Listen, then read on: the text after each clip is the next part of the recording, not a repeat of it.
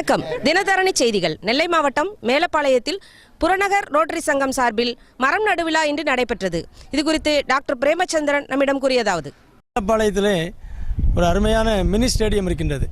அது நம்முடைய தொகுதி சட்டமன்ற உறுப்பினர் டிபிஎம் மைதீன் கான் அவர்கள் அமைச்சராக இருந்தபோது அவர்களுடைய முழு முயற்சியிலே கொண்டு வரப்பட்ட ஒரு அருமையான ஸ்டேடியம்.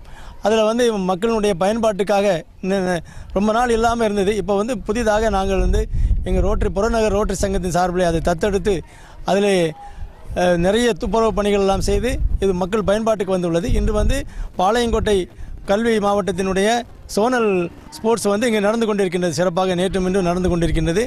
இன்று நம்முடைய சட்டமன்ற உறுப்பினர் டிபிஎம் மைதீன் கான் அவர்கள் இங்கு வந்திருந்து இந்த விழாவை துவக்கி வைத்து சிறப்புரை ஆற்றி ஒரு 60 மரக்கன்றுகள் நடும் அந்த விழாவினை துவக்கி வைத்து எங்களோடு இந்த பணிகளுக்காக இந்த திட்ட பணிகள், இந்த விளையாட்டு திடலுடைய மேம்பாட்டு பணிகளுக்காக அவர்களுடைய தொகுதி நிதியிலிருந்து 10 லட்சம் ரூபாய் தருவதாக என்று உறுதி கூறியிருக்கின்றார்கள்.